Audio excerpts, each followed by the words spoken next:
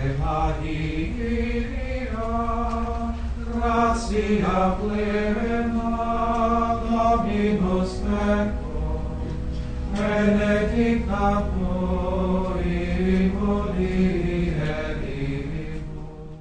Saint François de Sales et le rosaire. Selon le témoignage du père Louis de la Rivière, le saint évêque de Genève portait ordinairement son chapelet à sa ceinture. Pour notre saint, ce signe rappelait qu'il s'estimait très honoré de compter parmi les humbles serviteurs de la Vierge Marie. Non seulement il portait avec joie son chapelet, mais il conseillait à ses ouailles d'en faire de même. Il disait: « Vous porterez le chapelet à la ceinture, ou en un autre lieu visible, comme signe de votre désir d'être serviteur de Dieu et de sa sainte épouse, manifestant ainsi que vous voulez vivre en vrais enfants de la Sainte Église catholique et romaine. » Dès son adolescence, François manifesta une très grande dévotion envers la Vierge Marie. Adolescent, il s'inscrivit dans la confrérie du Saint-Rosaire, et lorsqu'il était étudiant chez les Jésuites à Paris, il s'enrôla dans la congrégation de Notre-Dame, dont il devient le préfet. Les moniales de la Visitation témoignent en disant: « Il se donna à la Sainte Vierge par le vœu de chasteté, et par celui de dire toute sa vie le chapelet de 6 dizaines, qu'on appelle communément la couronne de Marie.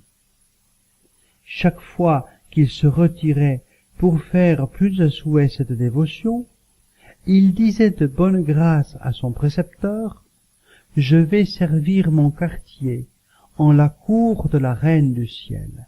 Je vous prie de ne pas me distraire. » Voici ce que saint Vincent de Paul déposera au procès de béatification de son ami François.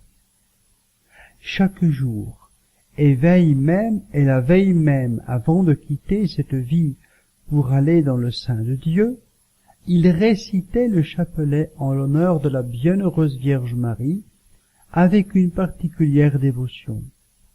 Avec quelle onction de suavité il s'adonnait à cet exercice et à la méditation qui l'accompagne, c'est une chose impossible à exprimer. Un autre témoignage nous montre la constance et la ferveur avec lesquelles le saint évêque priait chaque jour son chapelet. Il observa cette pratique avec tant de piété qu'il y employait 1 heure entière, accompagnant cette récitation de méditation des mystères du rosaire avec tant d'exactitude que lorsque ses affaires lui en ôtaient le loisir pendant le jour, il portait son chapelet au bras pour se souvenir de le réciter avant de se coucher. Le soir, quelque avancée que fût la nuit, quelque fatigué qu'il fût lui-même, il ne supprimait rien à la prière vouée à Marie, et lorsqu'il était malade, à ne pas pouvoir même parler, il se le faisait réciter par un des siens, et en accompagnait mentalement la récitation. Il témoignait de sa confiance en l'intercession de la Vierge Marie, en disant: « La Sainte Vierge relève toujours mon cœur par l'espérance que m'accorde sa bonté. » Le 14 août, l'évêque visita la paroisse de Saint Jean-Baptiste d'Eau. Il y rencontra des âmes qui avaient, selon lui, une très grande affection envers la Vierge Marie, mais qui étaient trop peu instruites des mystères de sa vie. Pour les aider à bien réciter le chapelet, il écrivit de sa main cette méthode. « Vous prendrez votre chapelet par la croix que vous baiserez, après vous en être signé, et vous vous mettrez en la présence de Dieu, en disant le credo tout entier. Sur le premier grain, le pater, vous invoquerez Dieu en le priant d'agréer l'hommage que vous voulez lui rendre, et que vous lui demanderez de vous assister de sa grâce, afin de bien prier le chapelet. Sur les 3 petits grains, les Ave Maria, vous demanderez l'intercession de la Vierge Marie. Au premier, vous saluerez Marie comme la plus chère fille de Dieu le Père.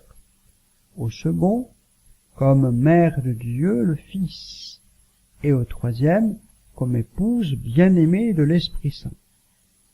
Sur chaque dizaine, vous penserez à un des mystères du rosaire, selon le temps que vous aurez, vous remémorant le mystère que vous vous êtes proposé, surtout en prononçant les très saints noms de Jésus et de Marie avec une grande attention de cœur et de corps.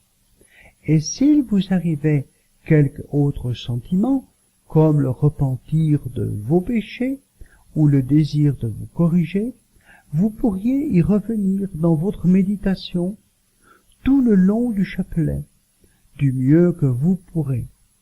Remémorez-vous ce sentiment ou tout autre que Dieu vous inspirera, surtout lorsque vous prononcerez ces 2 très saints noms de Jésus et de Marie. Ave Maria, gratia plena, Dominus tecum, benedicta tu in mulieribus,